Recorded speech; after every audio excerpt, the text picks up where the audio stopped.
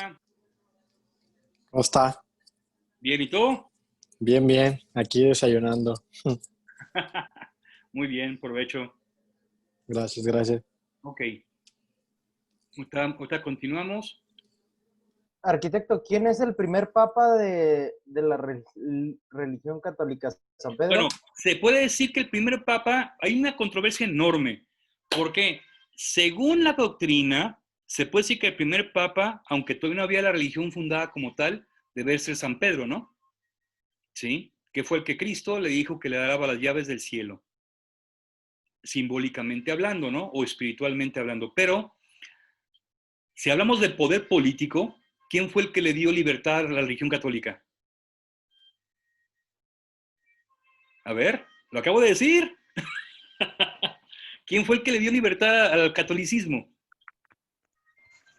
El imperio Constantino. Constantino. Entonces, en sentido literal o estricto, políticamente hablando, entonces, si él fue el que le dio el fuero a la iglesia católica, al catolicismo en aquella época, puede ser incluso hasta él, en cierto aspecto, denominado como el primer papa, ¿no? Políticamente hablando. Suena bizarro, pero analícenlo con cuidado. Y si él fue el que liberó al catolicismo como una religión oficial, que sí que era el líder de esa religión en su momento, ¿no? ¿Sí, no? Entonces, en sentido histórico o político, el primer papa fue Constantino el Grande, como emperador y papa. ¿No lo crees? O sea, piénsalo. O sea, está interesante la analogía. Está bien loca, pero interesante, ¿o no? ¿Sí? Si fue el que liberó y le dio poder y hegemonía al catolicismo, Constantino como emperador, en su momento también fue papa, se puede decir como tal, porque fue el que dirigió a la religión a partir del año 313. Profe, Mándeme. eh, no sé si me esté equivocando, pero también dijo que lo hizo por parte de su mamá porque ella era de Bueno, esa... su mamá sí era muy devota, ¿no? La mamá de Constantino. Vamos a verlo más adelante, ¿no? Sí, pero obviamente, independientemente que su madre lo haya influenciado, o un sueño, o muchos factores que hayan influenciado a Constantino, ¿sí? A liberar el catolicismo, pues obviamente, recordemos que bien o mal como sea, los cimientos de la religión católica tienen influencia machista, ¿no? ¿Sí? Entonces, el que domina es el hombre, no la mujer. Aunque hay muchas teorías muy interesantes donde se dice que el personaje más cercano a Cristo, ¿quién era? Magdalena. Exactamente. ¿Por qué? Porque incluso ni los apóstoles tenían tanto acercamiento como Magdalena lo tuvo con Cristo, ¿no? Lo cual indica que de una forma u otra, ahí eso contradice la política moderna de la religión.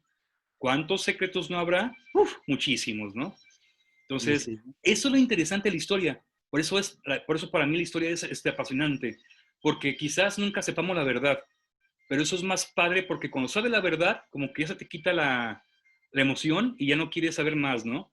Entonces, cuando tenemos esa inquietud de saber más y conocer más y más la verdad, eso de una forma u otra genera esa sed de querer saber y conocer más, ¿no?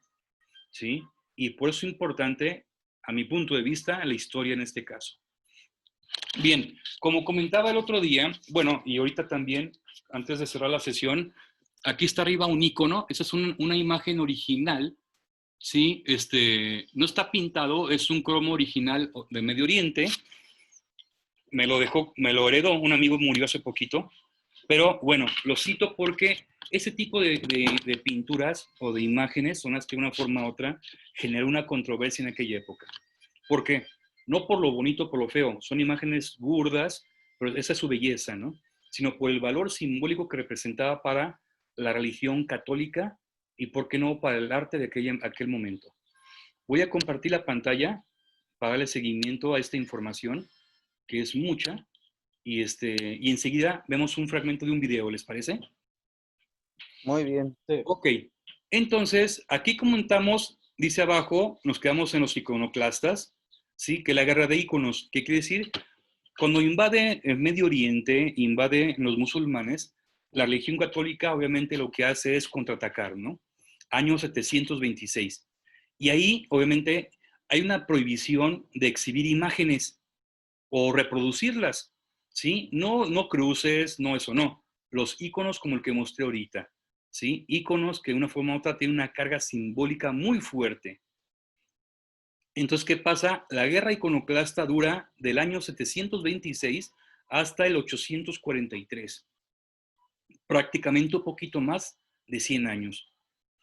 Se levanta después la prohibición permitiendo el nuevo culto a las imágenes. ¿Pero por qué sucede eso? Porque obviamente Medio Oriente fue invadido por los orientales y la religión católica pues fue remetida y atacada por ellos. Se destruyeron miles, si no es que millones de íconos valiosísimos, muchísimos realmente, ¿sí? Y los íconos en su belleza natural, si me lo permiten,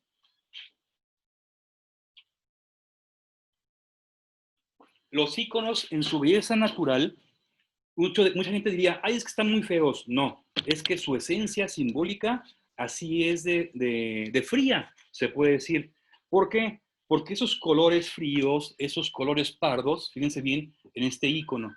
Claro, estos son copias o réplicas que me trajeron de Medio Oriente hace mucho, una libreta de íconos, réplicas, pero bueno, si ven como ejemplo. Vean las pinturas y son muy bellas en su esencia como arte, pero simbólicamente son tristes porque su color es depresivo, ¿no? Colores oscuros, colores pardos, ¿ya se fijaron? Sí. Caras, unas caras muy tristes, vean esta cara de la Virgen, y uno diría, ay, está muy feo. No, es que este icono, o el color pardo, lo dorado pertenece a oro, que simboliza no riqueza, simboliza a Dios. Pero el rostro de la Virgen, si lo ven, es triste. ¿Por qué? Porque quiere reflejar el dolor de madre cuando sabía que su hijo iba a morir. En la guerra iconoclasta representa imágenes con mucho dolor, simbólicamente hablando. ¿Qué pasa? Obviamente, las demás religiones y los orientales, al ver estos iconos, decidieron destruirlos. ¿Por qué razón? Porque esa fuerte carga ideológica, históricamente hablando, puede para ellos fortalecer la creencia de la gente en el catolicismo. ¿Sí me explico? ¿Y qué sucede? Obviamente, si fortalece la creencia, pueden perder acreedores a la religión musulmana. ¿Sí me explico? Entonces, ¿qué sucede? Pues por eso se destruyen las pinturas. Y son pinturas muy bellas que hablan de una tristeza, hablan de un dolor, ¿sí? Vean, o sea, si vemos los rostros, refleja el dolor de la época, ¿sí? Y son pinturas muy hermosas y muy valiosas. ¿Qué sucede? Pues entonces, obviamente, este arte, fíjense, ¿sí? Este arte, pues estas son copias de las imágenes originales que sobrevivieron, pero en un conteo histórico fueron millones las que se destruyeron. ¿Cuánto más arte se perdió, no? Y actualmente va a pasar otra vez lo mismo. ¿Por qué razón? Porque voy a adelantar la presentación porque sí quiero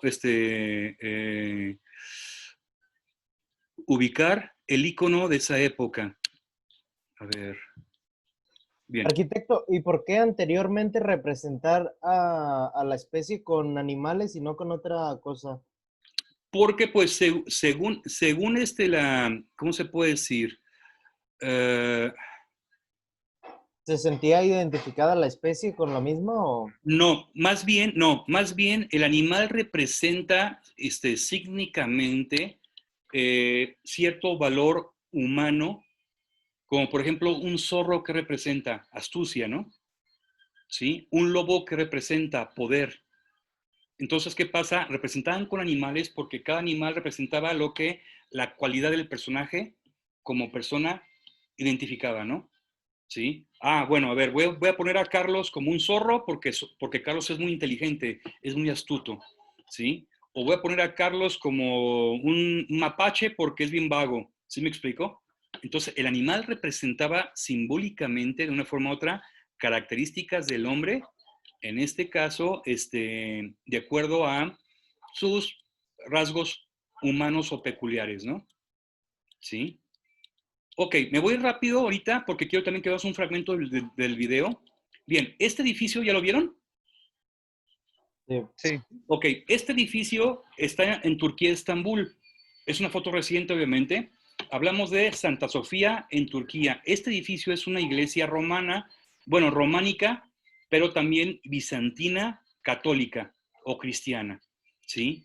Es un edificio muy bello, hermoso, a mi gusto, y este es el edificio al que le van a quitar por dentro todo el arte cristiano para meterle arte musulmán. ¿Por qué? Porque el Estado se acaba de apoderar de él y no lo va a destruir en cuanto al edificio, va a destruir el arte que está dentro de él. Y el arte que está dentro de él es este. Es la arquitectura interior del edificio, ¿sí? Es un edificio increíblemente hermoso. Yo creo que independientemente de la creencia, hay que respetar lo que está en el arte. Y sin embargo, todo esto se va a cambiar porque lo que los musulmanes no quieren es que hable del catolicismo, ¿sí? Vean, todas estas pinturas, todos los frescos, todos esos detalles. Es un edificio gigantesco, enorme, ¿sí? Su cúpula es enorme también, ¿sí? Todo eso lo van a quitar para meterle motivos musulmanes. Es un atentado contra el arte y la arquitectura antigua y, ¿por qué no?, moderna en este caso. Tristemente, Profe, mándeme. ¿y la UNESCO no No puede, la defiende? no puede intervenir. Ouch. No puede intervenir. Y aquí está, mira, ese es Santa Sofía en Constantinopla, Estambul. Es un edificio que Constantino mandó construir junto con su mamá para darle, obviamente, respeto al catolicismo. Y actualmente hay una política, sigue habiendo una guerra de íconos, pero en este caso los musulmanes toman el edificio como tal y lo van a convertir en una mezquita, no, ya no en una basílica cristiana. Es triste, pero cierto, ¿sí? Por eso, para mí la historia es tan importante, porque me permite, aparte de valorar, comprender que lo bueno que podemos hacer y lo malo que podemos hacer también. Y lo malo que está pasando es aprender de eso para no repetirlo nosotros. ¿Sí me explico? Sí, ¿Sí? Chicos, sí, bastante. los demás, ¿sí me entienden, chicos? Sí. Sí, profesor. Sí, profe. ¿Vamos bien hasta ahorita? Sí. ¿Algún comentario, alguna duda, chicas? Nada, ¿Todo bien? todo bien. ¿Sí? Ok. Bueno, vamos a dejar aquí ahorita esta presentación porque hay mucho que seguir platicando, obviamente, del arte y de la arquitectura, pero ahorita lo vamos a dejar aquí y nos vamos a ir al video, ¿les parece? Sí, adelante. ¿Sí? Bien. Ok, voy a compartir pantalla. Dice aquí, maestra Matías. Ya no se pudo conectar porque se le fue la luz y sus datos no le dan para conectarse. Ah, ok. Sí, mándale un mensaje a Ruth, dile que no se preocupe, que de todas formas, al rato les paso por el link de los videos de YouTube para que lo puedan consultar y les sirva como de retroalimentación. ¿Les parece? ¿Ok? Sí, ya se les avisó, güey. Muy bien, gracias, gracias. Gracias por el apoyo. Ok, vamos a ver el video. Está interesante. Este video habla desde arquitectura antigua, paleocristiana, hasta la Edad Media y nos habla de la fuerte carga simbólica que un elemento arquitectónico tiene. En este caso, pues se enfoca obviamente a iglesias y templos. Pongan atención y van a ver lo valioso que es el contenido, ¿no? ¿Sí? Espero les sea de su agrado.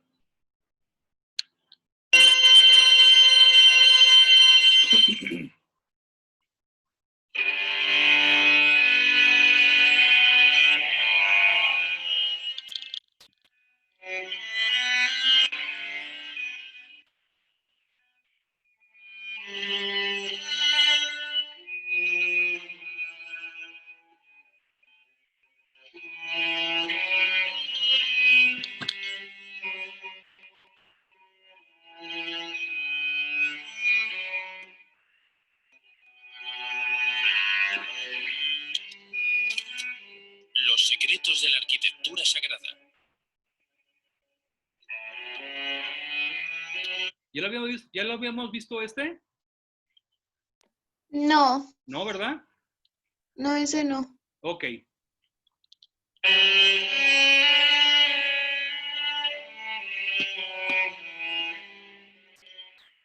La construcción de un santuario siempre ha sido para los pueblos sedentarios un acto de profunda fe. Construir una iglesia o un templo es crear en la tierra la morada de Dios, su casa entre los mortales. La devoción y la piedad manifestada por nuestros antepasados para acoger el testimonio del poder divino nos ha legado por todo el mundo cristiano una extraordinaria cantidad de oratorios, capillas, iglesias, basílicas y catedrales. La belleza, la armonía y el resplandor de estos edificios continúan seduciéndonos y despertando en lo más profundo de nuestras almas el afán por conocer y entender los orígenes de lo que fue la expresión de la espiritualidad humana durante muchos siglos.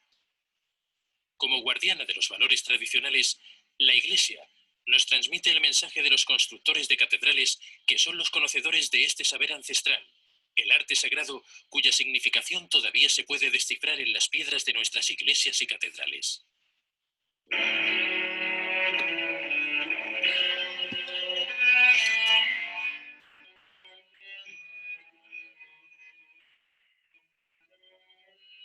Estos santuarios son lugares iniciáticos donde el fiel puede concentrarse, meditar y rezar. También resultan ser un fantástico libro de piedras donde el hombre puede descubrir, aprender y comprender las enseñanzas de un saber casi olvidado.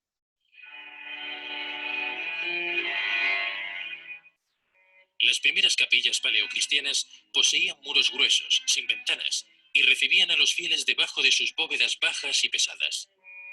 Tal devoción, simplicidad y pureza respetaban el espíritu mismo de la liturgia. Un culto contemplativo cuya meditación y concentración se veían favorecidas por los modestos santuarios.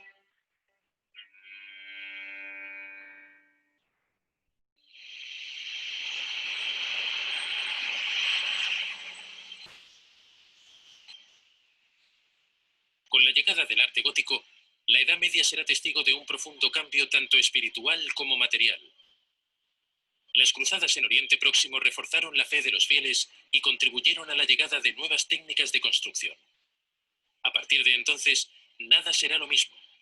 La arquitectura protectora y maternal de sus pequeñas iglesias románicas deja gradualmente sitio a los templos de luz, cada vez más altos, cada vez más magníficos, totalmente dedicados a una espiritualidad que intenta elevarse e irradiar hacia el cielo. El espíritu de la tierra, cuna de la vida, se abre a partir de entonces hacia el cielo y el sol, allí donde reside el Dios de los hombres. Las catedrales más grandes se construyen en apenas 2 siglos y sus fundadores, arquitectos y artesanos nunca dejarán de ofrecer lo más bello y grandioso que puedan dar para rendir homenaje a su creador. Aunque aparezcan nuevos métodos de construcción, los edificios sagrados se erigen en el más estricto respeto a la tradición ancestral celosamente guardada por los constructores de catedrales. El emplazamiento de un lugar de culto, su arquitectura y su decoración no se deben al azar. Cada detalle posee un significado y forma parte de un conjunto armonioso donde lo material se alía con lo espiritual, donde la luz sucede a la sombra y donde todo está hecho para favorecer el espíritu de los hombres, para que se despidan de la tierra y se abran al cosmos, lugar misterioso de sus esperanzas.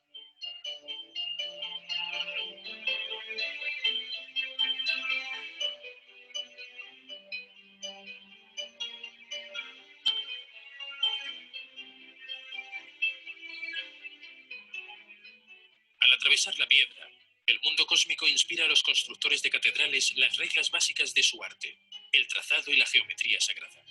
Todas las estructuras de una catedral, por ejemplo, se inspiran en las formas geométricas más elementales, el cuadrado, el círculo y el triángulo. A partir de estos 3 elementos fundamentales, los constructores realizaban nuevas figuras, cada vez más complejas, que mantenían, sin embargo, todo su significado simbólico. El triángulo equilátero, por ejemplo, encarna la divinidad. Con sus características y sus propiedades geométricas posee todas las perfecciones. En cuanto al círculo, su forma absoluta e inmutable es la imagen del punto de partida infinito. Es símbolo de eternidad y su centro es un principio generador. La forma redondeada de la mayoría de los santuarios nos indica la expansión de la Iglesia en el universo. Los tomos que cubren los santos nos recuerdan la inmensidad del cosmos y el misterio de su creación. Los arquitectos y los constructores de catedrales que usaban fórmulas sencillas para establecer los fundamentos de sus obras poseían un saber secreto, reflejo de su propia investigación sobre la unidad divina. Antes de la Edad Media, el templo cristiano occidental era de forma rectangular, modelo heredado de las basílicas romanas. La construcción de las iglesias siguiendo el plano de cruz latina representa el Calvario de Cristo. Su cuerpo está simbolizado por la nave. El crucero está situado donde irían los brazos y el coro alberga la cabeza del supliciado. Sin embargo, la iglesia románica jamás les ha impuesto a los arquitectos ningún plano. Existen iglesias hexagonales, octogonales e incluso circulares. Otras interpretaciones ven en la estructura de la iglesia la forma de un barco volcado, de un buque saliendo hacia Jerusalén o de una barca luchando contra las tempestades internas, pero que sigue siendo el medio más seguro de cruzar a la otra orilla, de pasar del mundo terrestre al celestial. En la simbología de las formas del templo, el círculo es cielo y el cuadrado tierra. El coro no solo es el centro espiritual de la iglesia, sino también el mediador del eje cósmico. De esa manera, la iglesia se convierte en el centro del mundo.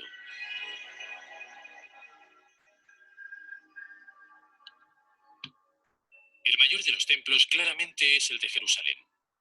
El rey Salomón emprendió su construcción hace cosa de 1000 años. Verdadera referencia para los constructores de catedrales, este santuario fue concebido con el único objetivo de albergar el Arca de la Alianza. Este cofre de oro macizo y madera acompañaba al pueblo de Israel a lo largo de sus desplazamientos. En aquella época, en la que las tribus judías eran nómadas, el Arca Santa hacía las veces de santuario itinerante. Pero mucho más que un simple objeto de veneración, el Arca era el testimonio de la presencia de Dios. Era su casa en la tierra, al igual que el Templo de Jerusalén, que más adelante la albergará, convirtiéndose para los futuros constructores de la cristiandad en el símbolo de la arquitectura sagrada como resultado de un acuerdo armonioso entre el hombre y el universo.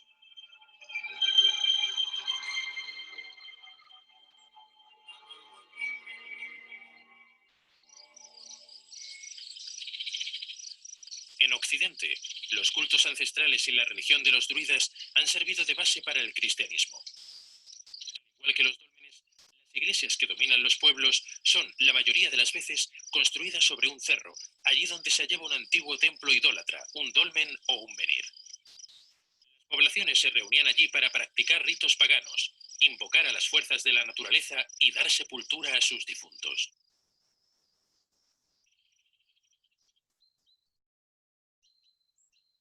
Determinar el emplazamiento de un lugar sagrado siempre ha sido un misterio. Dicen que estos lugares mágicos nunca fueron escogidos por el hombre, sino descubiertos por él. Una audaz teoría revela que las propiedades geofísicas del suelo son el origen de esta elección. En efecto, unos campos magnéticos muy particulares serían favorables para la práctica de actividades espirituales. ¿Podrían haber descifrado el misterio de la Tierra y sus energías escondidas nuestros antepasados? Si las prácticas religiosas están bajo la influencia de los fluidos subterráneos, es, por encima de todo, en dirección al cielo y al sol que el espíritu de los hombres parece dirigirse. Todas las antiguas iglesias están emplazadas hacia oriente, siguiendo un eje que va del este, donde se levanta el sol y se alberga el corazón, hasta el oeste, donde se sitúan el porche y el atrio. Gracias a una sutil disposición de aperturas y vidrieras, la luz penetra en el edificio y nos revela sus secretos según las estaciones.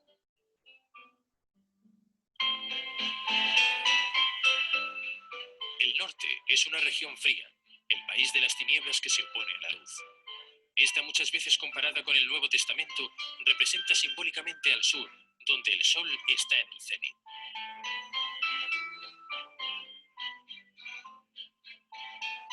Por su posición elevada, dominando las iglesias, El gallo es el último en recibir al anochecer los rayos del sol y el primero en saludar a Oriente al amanecer. Su renacimiento.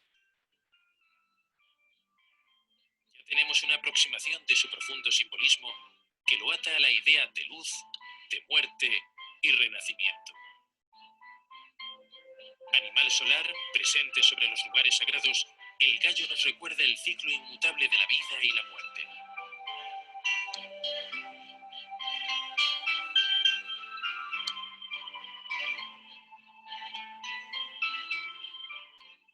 El templo, como edificio sagrado, también es el lugar de una iniciación, la que consiste en abandonar las tinieblas y andar en dirección a la luz, siguiendo el camino dictado por el sol.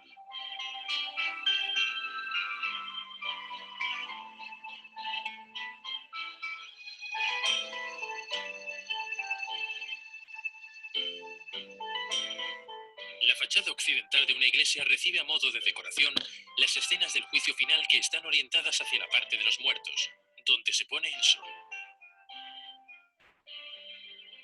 La progresión al centro de la nave se hace entre las columnas que sostienen los capiteles, a menudo esculpidos lujosamente y solo descifrables siguiendo un camino hecho de sombras y de luz.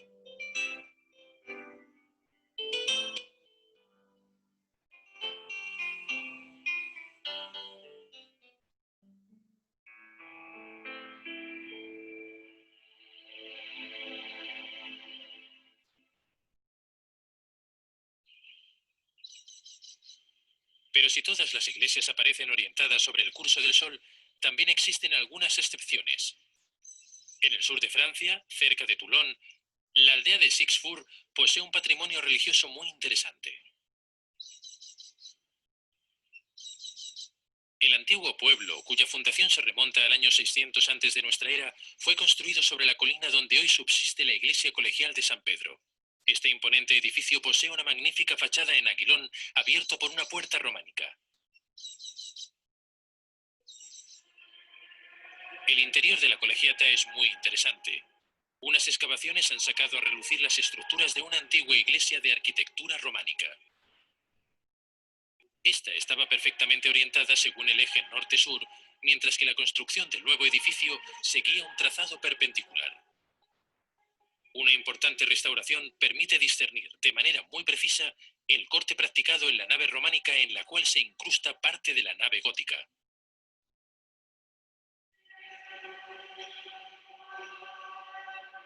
La relación entre los dos edificios pone en evidencia el contraste entre la caliza gris y la dura y dulce piedra rosa de la época gótica. La antigua iglesia, construida hacia el siglo XI, sucedió a una capilla del siglo IV o V, entonces demasiado exigua. Su trazado inicial ha dejado una construcción oscura y vasta que desprende, sin embargo, una sensación de fuerza tranquila y equilibrada.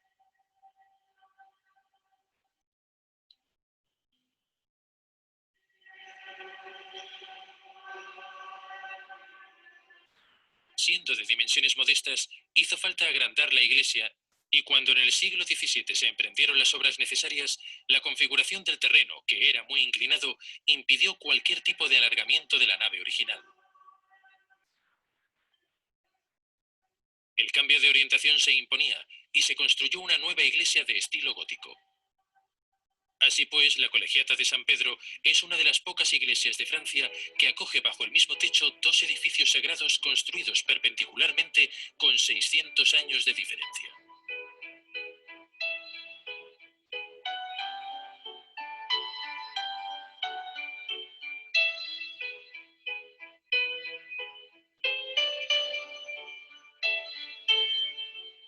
El lugar privilegiado del templo es sin duda el altar.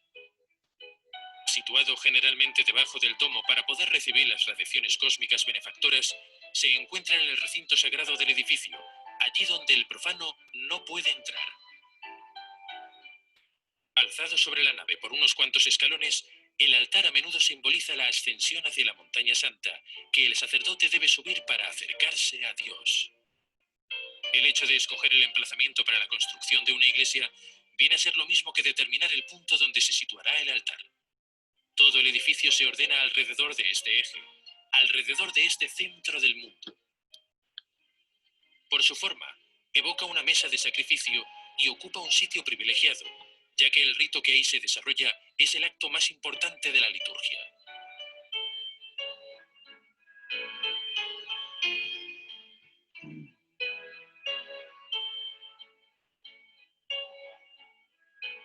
La belleza de los materiales, y principalmente de la piedra usada para su edificación, es lo que da toda la nobleza al altar.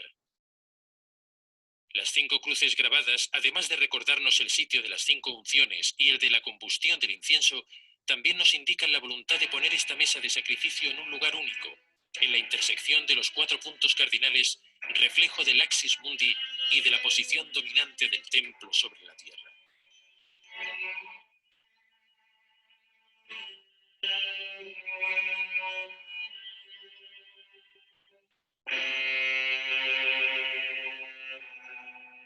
El baptisterio, también llamado pila bautismal, es otro lugar sagrado del edificio religioso.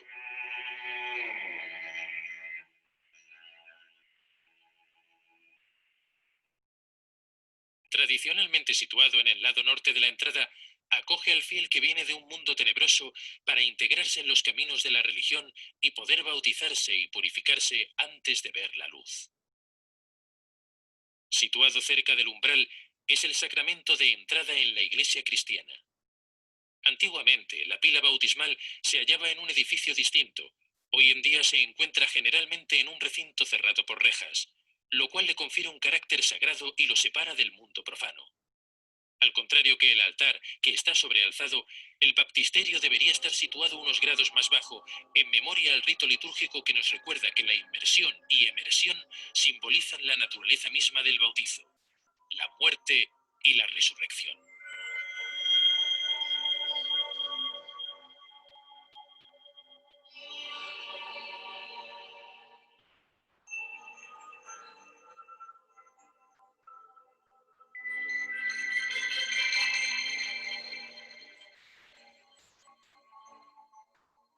Más allá de lo simbólico, la arquitectura sagrada nos recuerda con frecuencia la voluntad que tenían los constructores de catedrales de transformar, embellecer y armonizar un santuario, la mayoría de las veces originariamente modesto, y que con el tiempo se ha convertido en un lugar de peregrinación y de veneraciones. Es el caso, por ejemplo, de San Máximo en Provenza, cuya historia está íntimamente ligada a una de las más bellas tradiciones cristianas. Este edificio monumental alberga desde hace varios siglos las reliquias de María Magdalena, la pecadora arrepentida. El relato de su vida nos enseña que, después de haber sido expulsada de Jerusalén, participó en la evangelización de la Provenza alrededor del año 40, acompañada por su hermano Lázaro y de su hermana Marta. Luego se retiró hasta el fin de sus días en una cueva. Cuando murió, su cuerpo fue depositado en un magnífico sarcófago que fue escondido durante más de 500 años para evitar el pillaje de los sarracenos. Su descubrimiento en el siglo XIII fue el origen de una importante peregrinación y de la construcción de una prestigiosa basílica.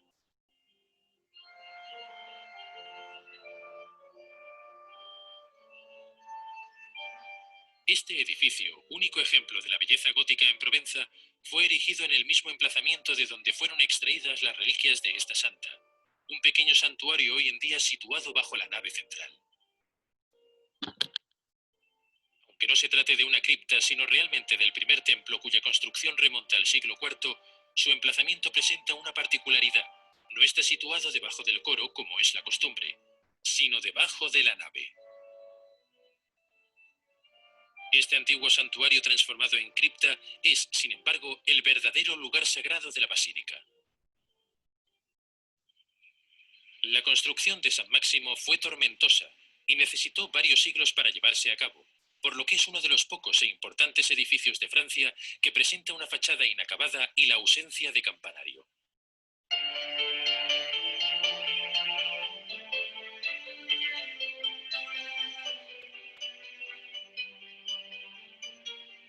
Sus líneas exteriores, sin embargo, son puras y regulares y reflejan el espíritu mismo de un estilo gótico perfectamente conseguido, cuyo trazado favorece la armonía y la simplicidad.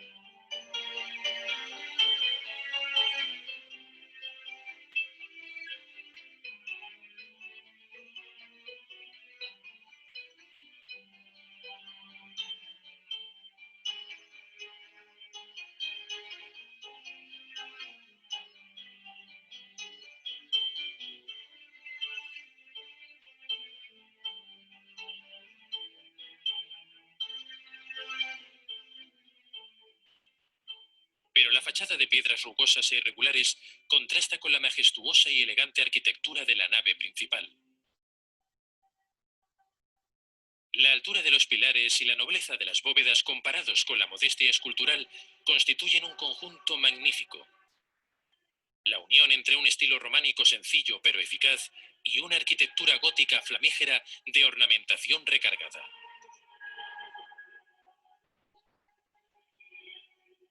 La Basílica de San Máximo da fe del equilibrio perfecto entre el cielo y el cosmos, y respeta por su claridad y su pureza la vocación inicial de los edificios consagrados a la plegaria y a la expresión de la fe.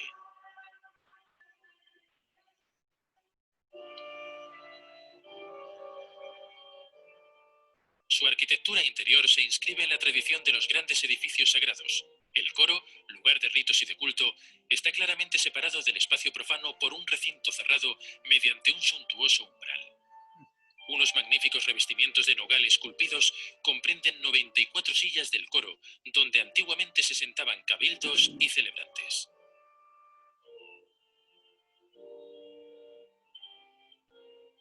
El altar mayor está situado en un ábside de 7 caras y fue construido sobre una doble fila de aperturas. Su decoración presenta monumentales mármoles y bajorrelieves que ornamentan el santuario y le dan un aspecto majestuoso.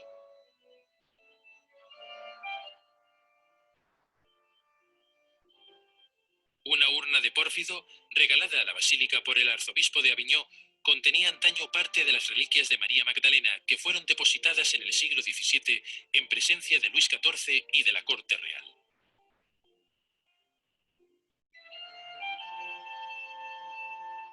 Otros dos elementos del mobiliario provocan la admiración de los visitantes y aún suscitan por parte de artesanos, maestros y obreros una secreta peregrinación en homenaje al trabajo de sus predecesores.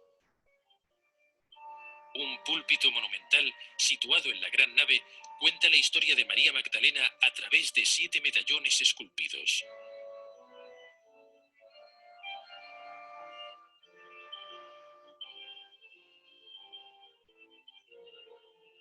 Encima de estos, la santa se ve sujeta por unos ángeles. Y debajo, 4 altos relieves representan los atributos de los 4 evangelistas, San Juan y San Lucas, simbolizados por un águila y un buey, San Matías y San Marco, simbolizados por un león. Encima de la puerta de entrada principal se pueden ver los órganos. Mundialmente famosos, estos órganos fueron diseñados por un fraile dominicano del convento de Tarascón y uno de los mejores expertos de su época. Esta obra encomiable está compuesta de 2.960 tubos que esconden el trazado, en la fachada oeste, de un rosetón que hubiera sido enorme de haber sido acabado.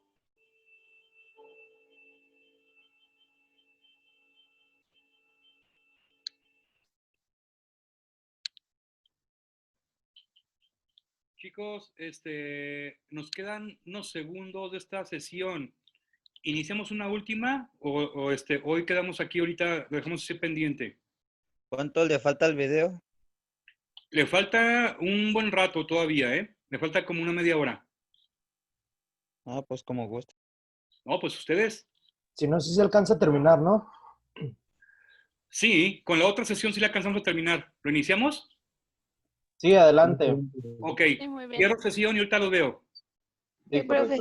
Ok, Sí. gracias.